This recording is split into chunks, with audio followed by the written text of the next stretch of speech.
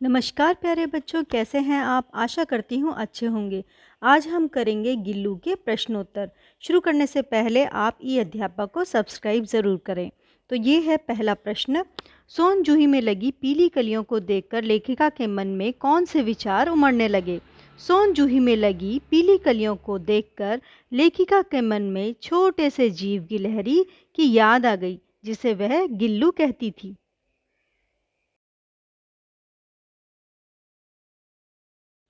दूसरा प्रश्न है, पाठ के आधार पर कौवे को एक समादरित और अनादरित प्राणी क्यों कहा गया है?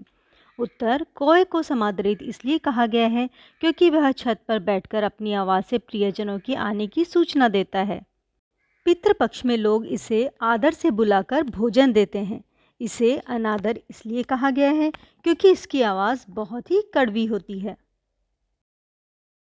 अगला प्रश्न है, गिलहरी के घायल बच्चे का उपचार किस प्रकार किया गया? उत्तर है, लेखिका गिलहरी के घायल बच्चे को उठाकर अपने कमरे में ले आई।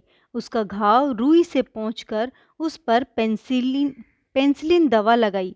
फिर उसके मुंह में दूध डालने की कोशिश की, परंतु उसका मुंह खुल न सका। कई घंटे के उपचार के बाद उसने एक बूंद पानी पिया। 3 दिन के बाद उसने आंखें खोली और धीरे धीरे स्वस्थ हुआ। चौथा प्रश्न, लेखिका का ध्यान आकर्षित करने के लिए गिल्लू क्या क्या करता था? उत्तर है, लेखिका का ध्यान आकर्षित करने के लिए गिल्लू उसके पैरों के पास आकर खेलता, फिर सर से पर्दे पर चढ़ जाता, फिर उसी तेजी से उतरता। वह इसी तरह भाग दौड़ करता रहता जब तक कि लेखिका उसे पकड़ने के लिए उठ न जाती।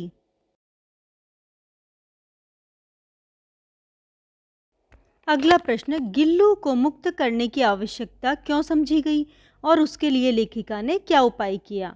उत्तर, बाहर की गिलहरियां खिड़की के जाली के पास आकर बैठ चिक चिक करती। उन्हें देखकर गिल्लू उनके पास आकर बैठ जाता। उसको इस तरह से निहारते हुए देखकर लेखिका ने इसे मुक्त करना आवश्यक समझा। लेखिका ने खिड़की की जाली का एक कोना खोल दिया, जिससे गिल्लू बाहर जा सके। अगला प्रश्न है, गिल्लू किन अर्थों में परिचारिका की भूमिका निभा रहा था? उत्तर, लेखिका की अस्वस्थता में गिल्लू उसके सिरहाने बैठ जाता और नन्हे पंजों से उनके बालों को सहलाता रहता। इस प्रकार वह सच्चे अर्थों में परिचारिका की भूमिका निभा रहा था। अगला प्रश्न, गिल्लू की किन चेष्टाओं से यह आभास मिलने लगा था कि अब उसका अंत समय समीप है? उत्तर, गिल्लू ने दिन भर से कुछ भी नहीं खाया, न बाहर गया। अंत समय की मुश्किल के बाद भी वह झूले से उतरकर लेखिका के बिस्तर पर आ गया और अपने ठंडे पंजे से उंगली पकड़कर हाथ से चिपक गया, जिसे पहले उसने घायल अवस्था में पकड़ा था। इन्हीं चेष्टाओं से आभास मिलने लगा कि अब उसका अंत समय समीप है। अगला प्रश्न, प्रभात की प्रथम किरण के स्पर्श के साथ ही वह किसी और जीवन में जागने के लिए सो गया का आशय स्पष्ट कीजिए। इस कथन का आशय यह है कि सुबह होते होते गिल्लू की मृत्यु हो गई और वह हमेशा के लिए सो गया, ताकि वह कहीं और जन्म लेकर नया जीवन पा सके। सोन जूही की लता के नीचे बनी गिल्लू की समाधि से लेखिका के मन में किस विश्वास का जन्म होता है?